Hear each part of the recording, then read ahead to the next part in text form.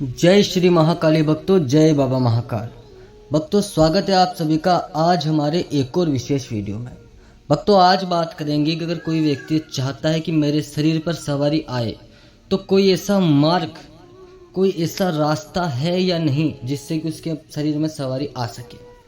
तो भक्तों, अवश्य ऐसे कई मार्ग हैं जिनके माध्यम से अगर व्यक्ति के शरीर में अभी तक सवारी नहीं आई है, चाहे बिल्कुल भी सवारी किसी के अंदर नहीं गई हो, तो भी उसके अंदर सवारी आ सकती है और वो बुला सकता है।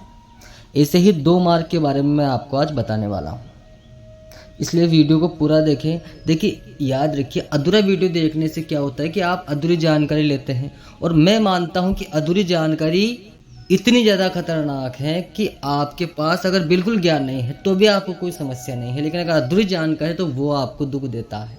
याद रखिए, जानकारी हमेशा पूरी लें। तो भक्तों देखिए, सवारी बुलाने के दो ही मार्ग हैं।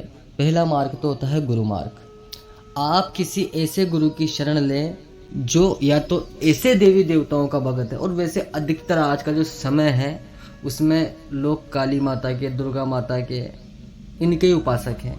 तो अगर आप उनकी भक्ति करते हैं या उन्हें गुरु धारण करते हैं तो वो फल स्वरूप आपको सवारी ही प्रदान करते हैं। उनकी सवारी आपको प्रदान करेंगे तभी तो आप उनकी सेना का हिस्सा बनेंगे। इसलिए भक्तों, या तो आप किसी ऐसे गुरु को पकड़ लीजिए जो आपको सवारी प्रदान कर दे, तो अपने आप आपके शरीर में सवारी आ जाएगी। क्योंकि आजकल जो गुरु हैं वो गुरु मंत्र के साथ सवारी फ्री दे रहे हैं। By one get one free का सिस्टम आजकल चल रहा है। लेकिन मैं आपसे कहता हूँ कि गुरु अगर आपको सवारी देगा तो वो सवारी किसकी होगी? क्या उसका इतना सामर्थ्य है कि वो आपको काली माता की, काल भैरव की सवारी दे देगा? उनको पकड़ के बांध थोड़ी रखा है उसने।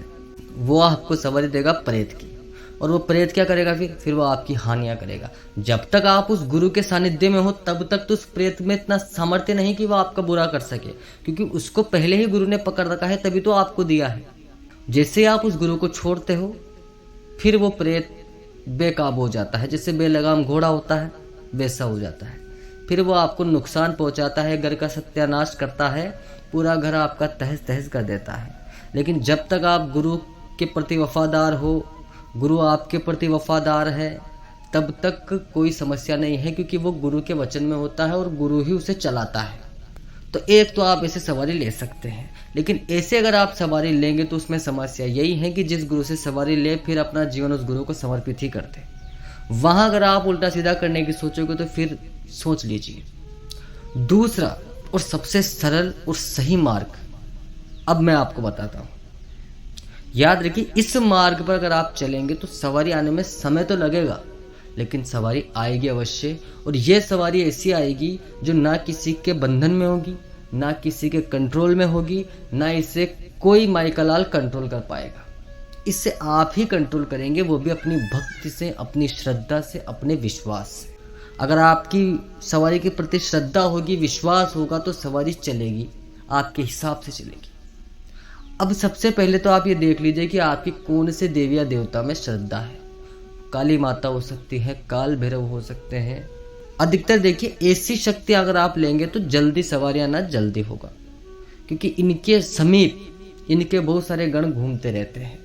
काली माता, काल भैरव, बाबूजी महाराज, गोगाजी महाराज, तेजाजी महाराज, इसके सिवा बावरी हैं, प्रेतराज हैं, सगस्य हैं, इस प्रकार की बहुत सारी शक्तियां हैं।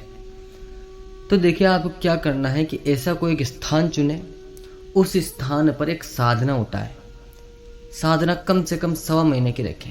नित्य आपको उस स्थान पर जाना है, एक दीपक लगाना है और गाय का कंडा लेना है, उसको गैस पर लाल करके उसके ऊपर 2 लौंग 2 पताशे का भोग देना है। भोग देने के बाद आपको यही कहना है कि ये भोग मैंने आपको इसलिए दे रहा हूं ताकि आप मुझे अपनी सवारी प्रदान करें। भक्तों, याद रखिए, 1.25 महीने आप वहां जाएंगे। जैसे ही 1.25 महीने के बाद आप वहां जाना बंद करेंगे, उसके 1 या 2 दिन में ही आपके शरीर पर कंपन होना या जैसे भी सवारी आपके ऊपर आई है वो आना शुरू हो जाएगी। पूर्ण रूप से नहीं होगी। याद रखिए, पूर्ण रूप से कभी सवारी एकदम से शरीर में नहीं आती। अगर वो सच्ची सवारी है तो उसको आने में समय लगता है, लेकिन उसके संकेत आने लग जाते हैं। हाथ पैर में वाइब्रेशन होना, सर घूमना, चक्कर आना, शरीर में कुछ हलचल दिखना। और वो क्यों आएगी आपको पता है?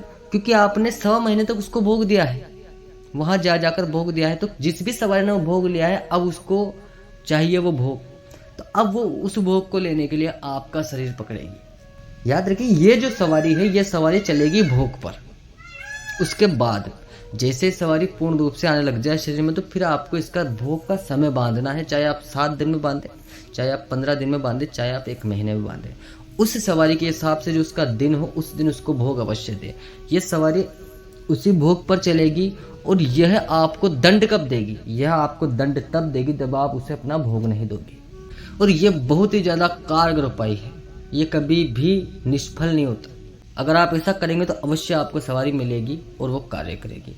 याद रखिए, अगर आप में से कोई व्यक्ति ऐसा करना चाहता है तो एक बार मुझे कमेंट में ज़रूर कहे। जब भी वो जाने की सोचे तो मैं उसको कुछ सावधानियां बताऊंगा, वो सावधानियां वो अवश्य करें। जय महाकाली, जय महाकाल, ओम नमः शिवाय।